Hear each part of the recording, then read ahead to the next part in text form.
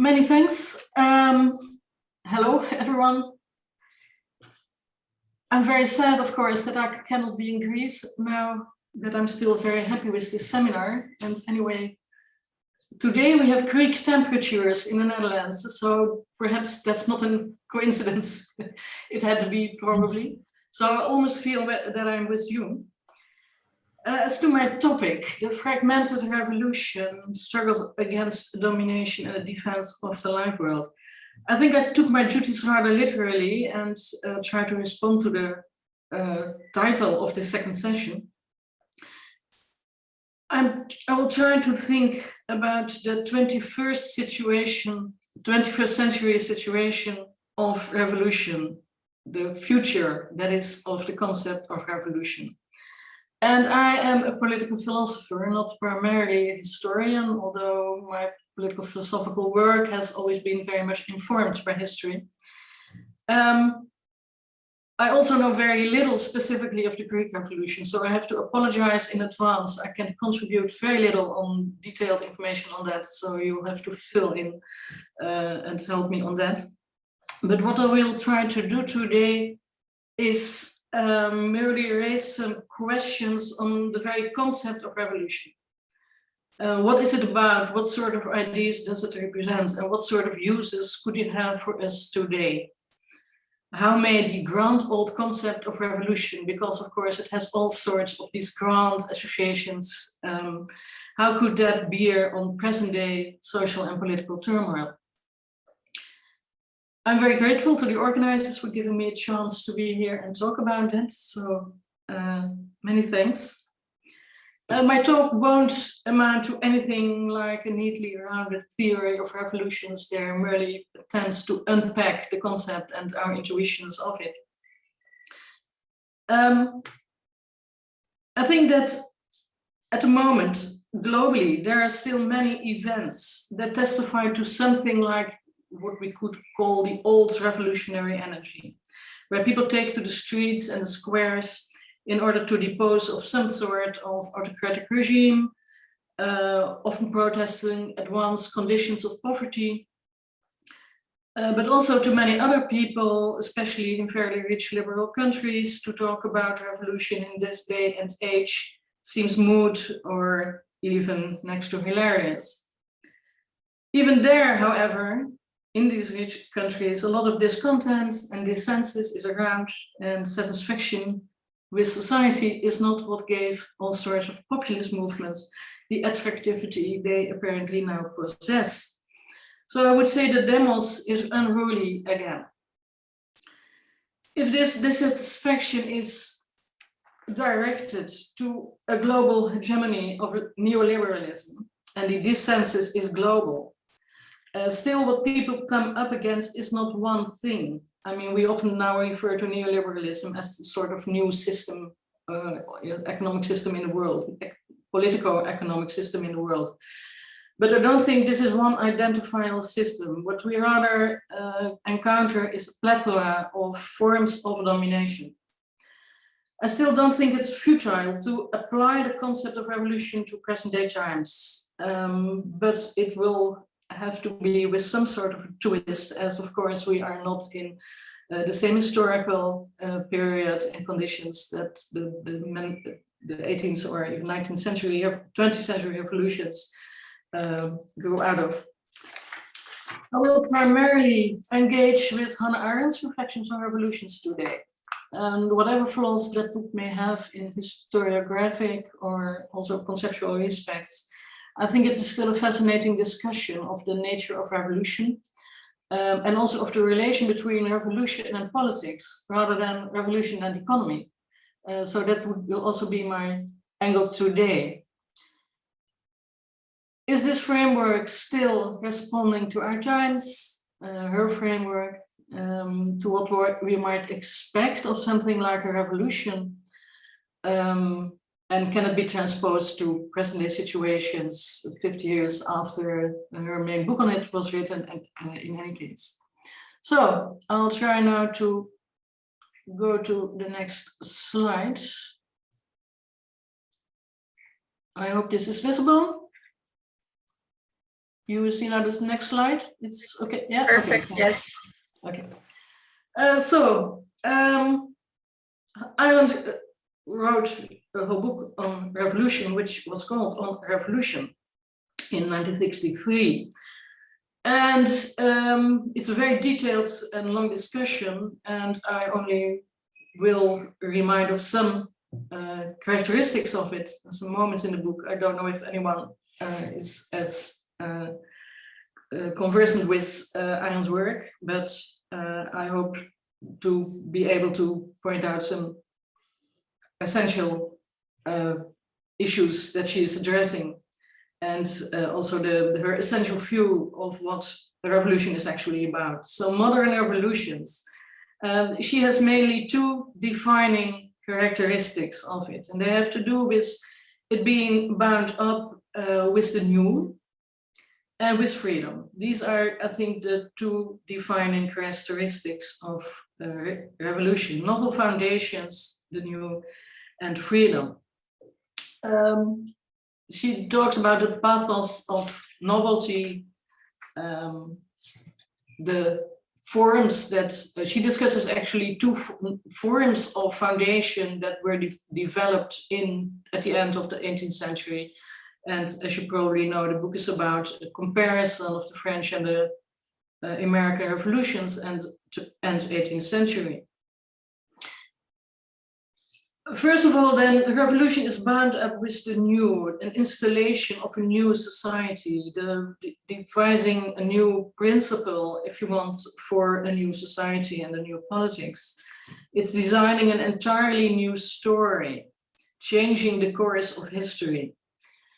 So these are the terms she uses, and she repeats that often in her book. And the two main foundations that she distinguishes are, which the Latin terms are indicated with the novus ordo secularum, a new order of the times or the ages. There should be a new age installed by way of a revolution.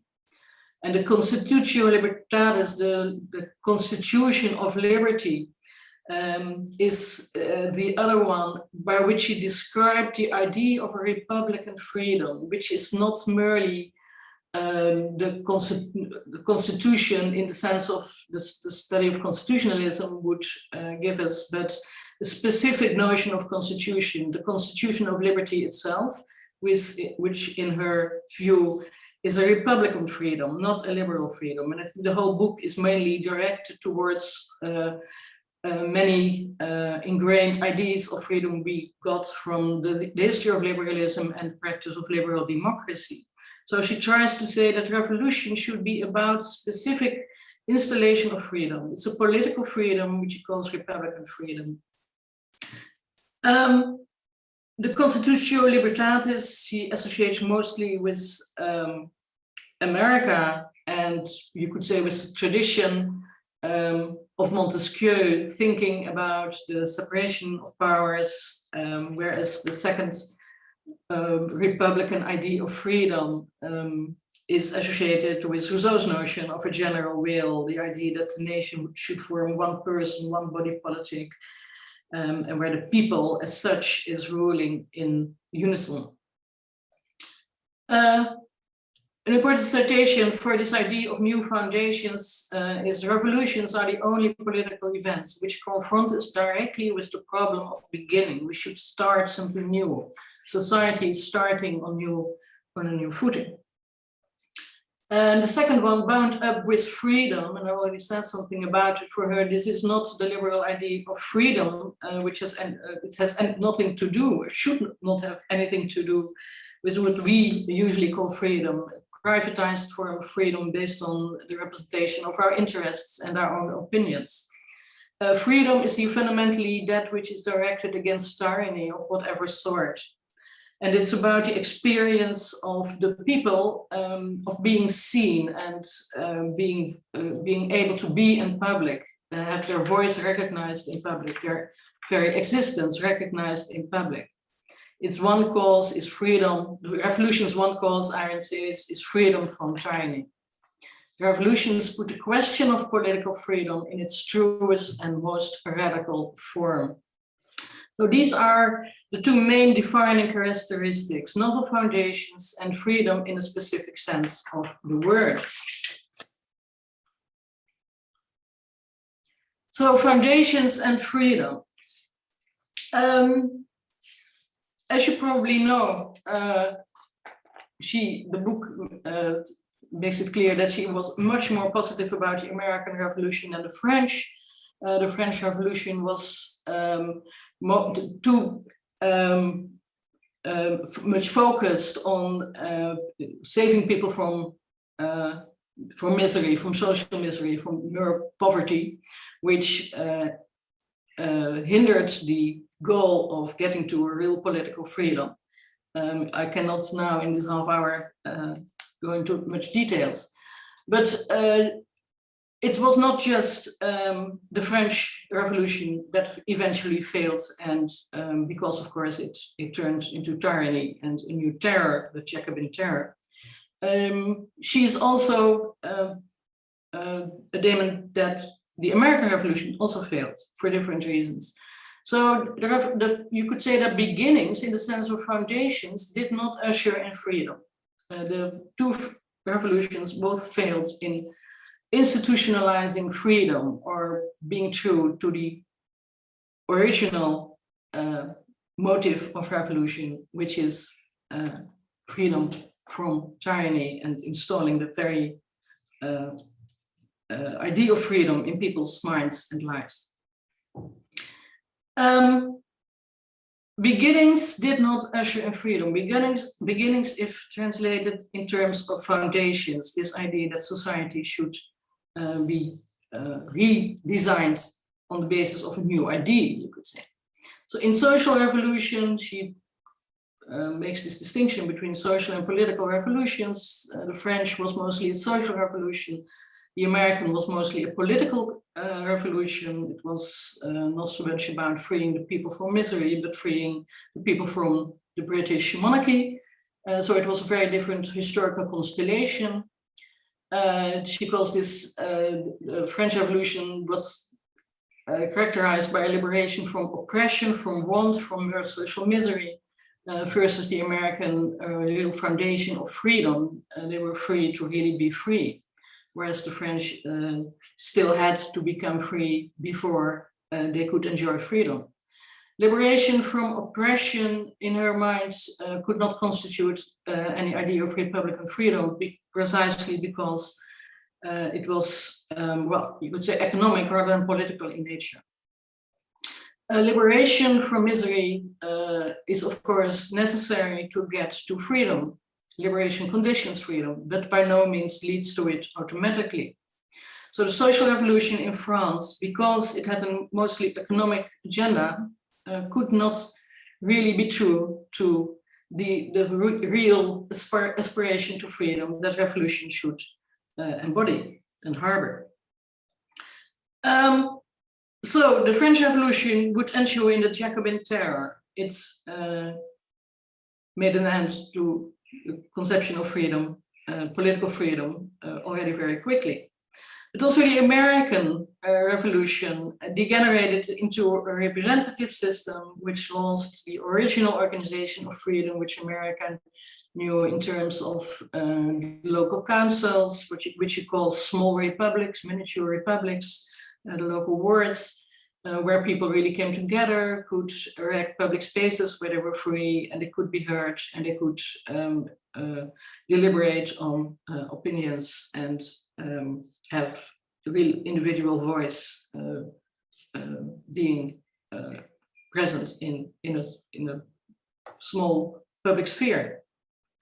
So the American Revolution began on the right footing, but it quickly became a representative democracy, which mostly represented not these individual voices, but private interests, and eventually led to a sort of managerial democratic state, representative democracy. And the idea of constitutional government, she says, limited government is as such not revolutionary. That was an old idea. The notion of constitutional government is by no means revolutionary in content or origin. And this is what the American Revolution ensured in, and also this revolution then did not succeed in devising institutions which could make more stable this original idea of public freedom. This is a general line of argument in her book. So what is revolution, and why did the two main revolutions of the end of the 18th century both failed in reaching the original goal of freedom, which is about a public freedom and the very wish of being seen in public, of being able to voice oneself in public. So Arendt's freedoms. Her freedom then is quintessentially political. Emancipation from domination or from tyranny, even stronger word, she says, does not coincide with the categories of liberal democracy, which would be prosperity, individual interests, political representation, the emphasis on private happiness, and even the administered welfare state or representative democracy in general. It would be a freedom of the few, the privilege of the few. She calls this the lost treasure of the revolution. The whole idea of freedom has changed, and democracy, neither in Europe nor in America, was eventually able to keep this treasure of the revolution alive. So what to aspire to in aspiring freedom? How to translate this real revolutionary freedom, which in essence is about voice and appearance, to this day and age.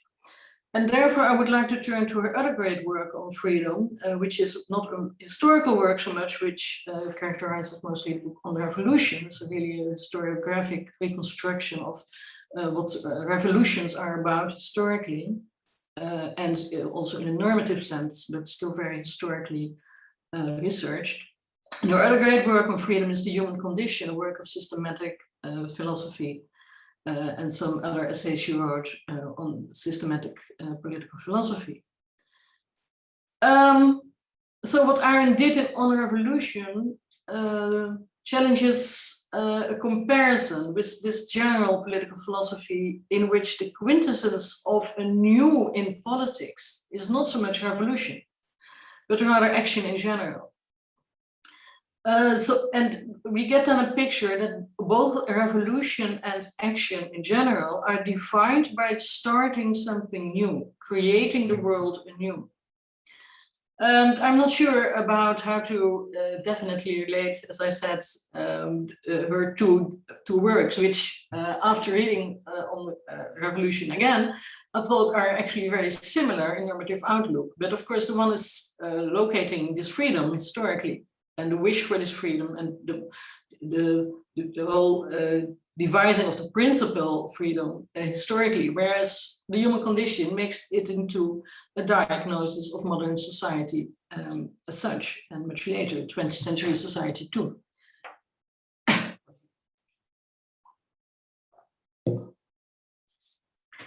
So On Revolution is oriented towards the problem of foundations and their institutional translations, or rather the lack thereof. The Human Condition is oriented towards the nature of action, and that is also the nature of the public sphere in modernity. And the concepts we get from these two works are very comparable, I think. In On Revolution, she talks about novelty. In The Human Condition, she talks mostly about natality as something which makes the world anew, starting something new. Every action in public is able to reveal something about a new world, reveal the self in new ways, but also of the speaker, of the actor, but also creating something new in the world. And that is why action is different from, as she analyzes in The Human Condition, from labor or work, There are two other categories of the active life, because action is actually capable of starting a new process, of revealing something new about the world and making a new world.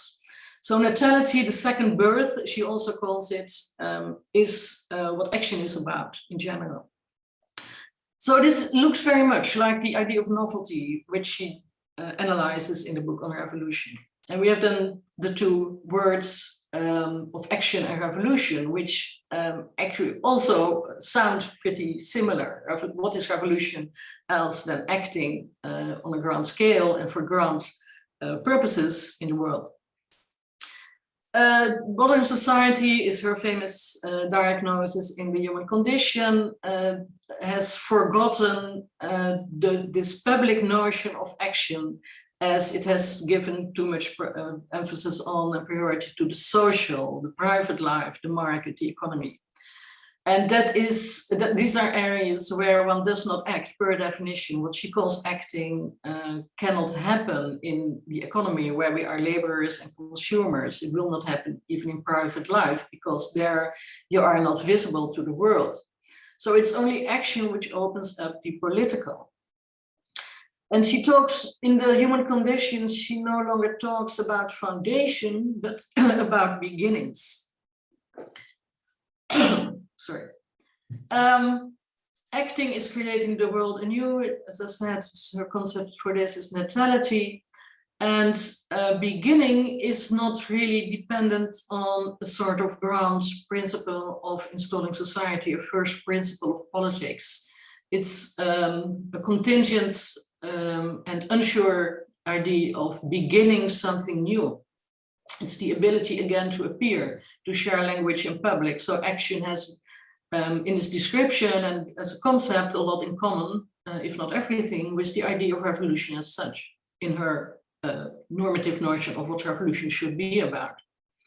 And there is still heroism, there are still heroes, but not the of the Jacobin type, so to say. Heroism in the human condition is nothing else but the courage to leave the private sphere. It is crossing this threshold from the private to the public, which constitutes the modern hero. And it's then also, it's something not easy to do. It's almost on the level of the subject. You could call it a revolution because of modern society's emphasis on social rather than, the political or the public sphere.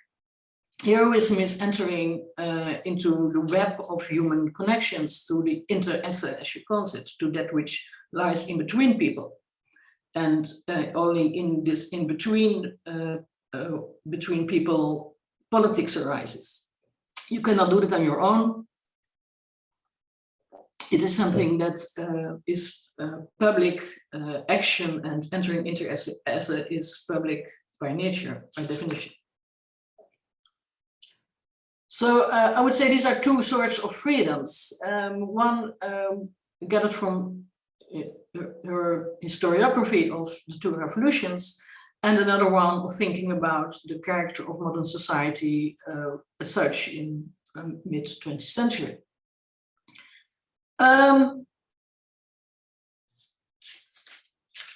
What action, sorry, my voice is apparently not up to date. What action and revolutionary action is against, it seems to be necessarily against some sort of a system. And this is what we get from, of course, both the Marxist and the Arendtian idea of revolution.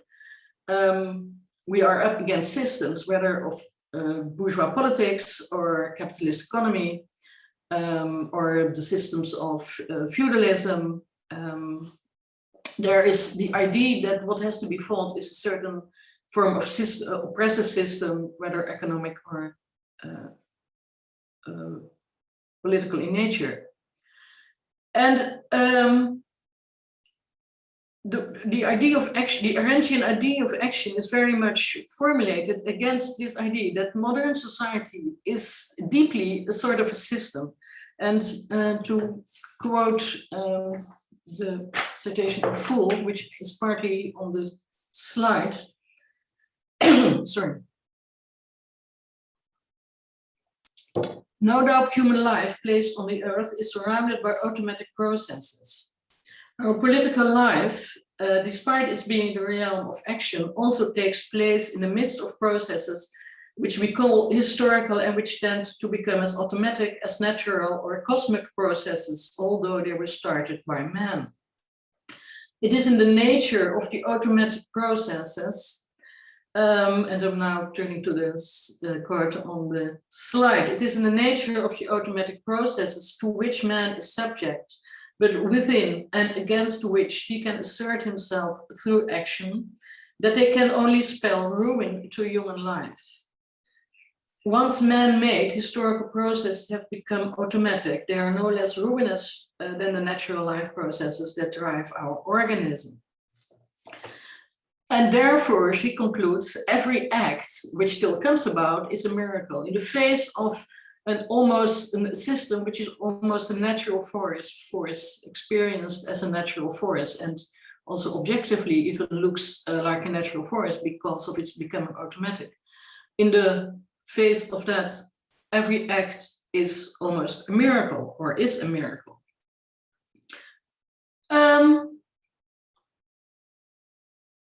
What was my next quotation? Only where the liberation of oppression aims at least at the constitution of freedom can we speak of revolution. Yes, so we speak of revolution where we are not just trying to liberate ourselves from material misery, but also aim at some sort of constitution of freedom. But that sort of constitution of freedom then is always happening in the face of acting against the system and within a system, which makes every act a miracle. You could, I think, translate this also, or reformulate this also as every act is a revolutionary act, because it's coming up against these automatic processes we find ourselves in society.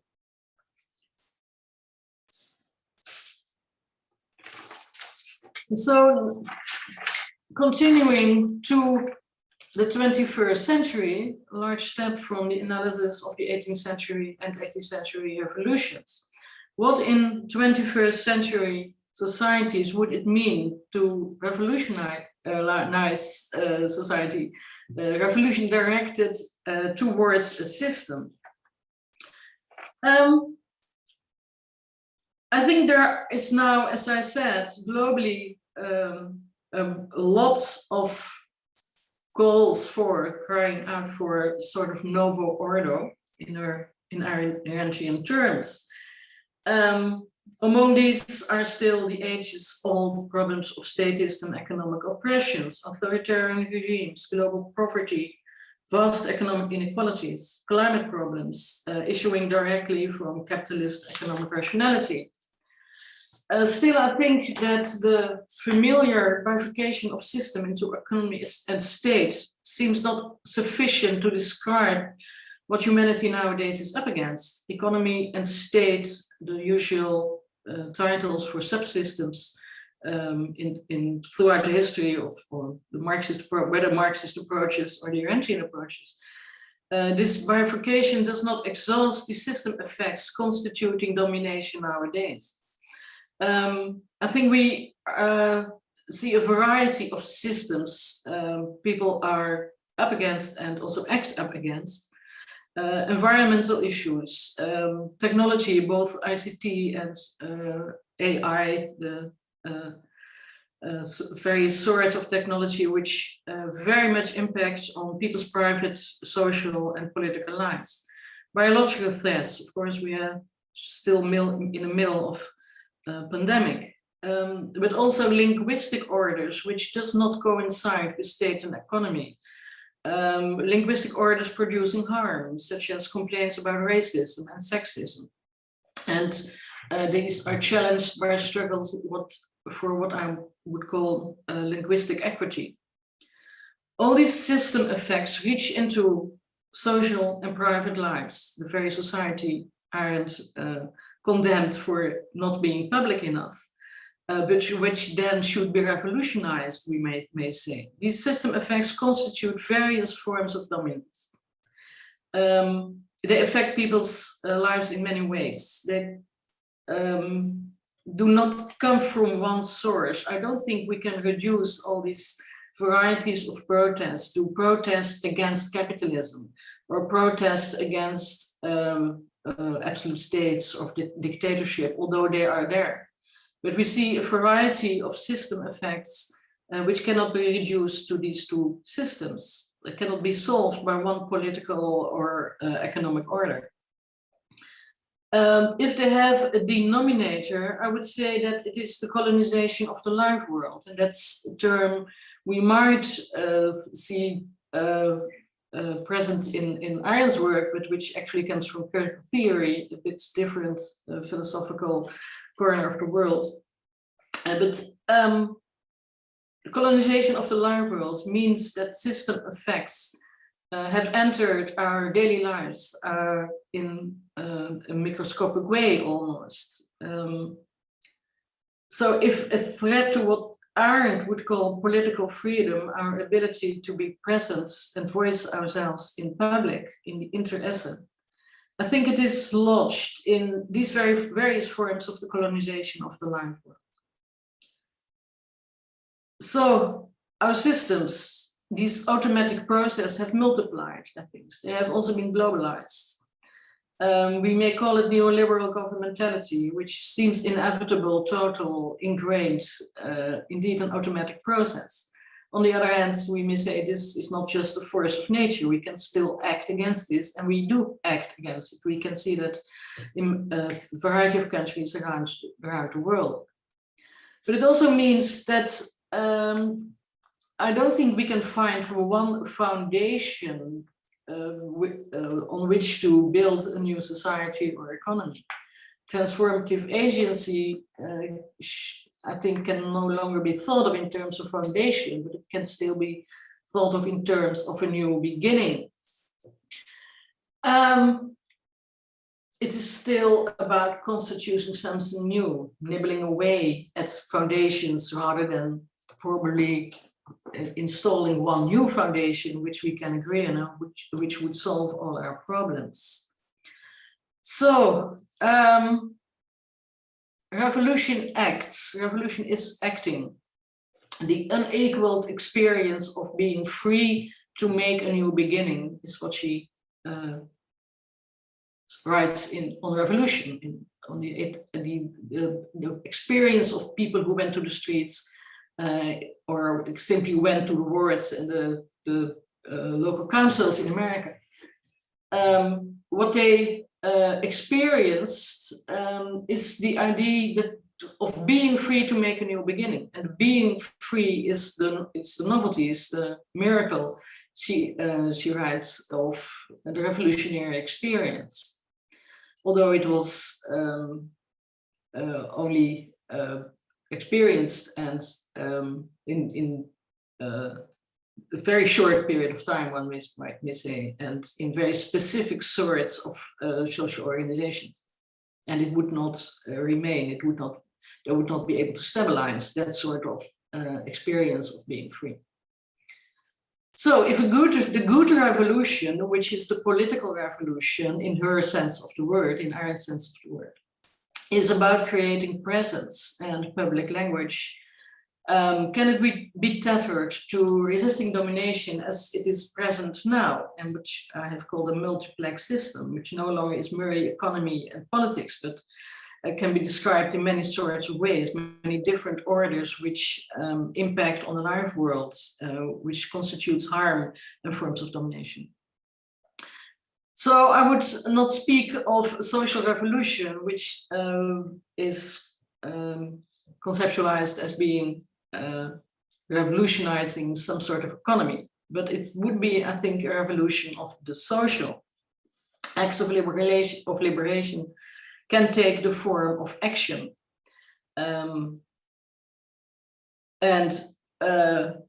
Well, what we are seeing rising globally then are these protests against this multiplex idea of systems, authoritarianism, precarity, racism, sexism, asylum camps, linguistic harm, etc., etc.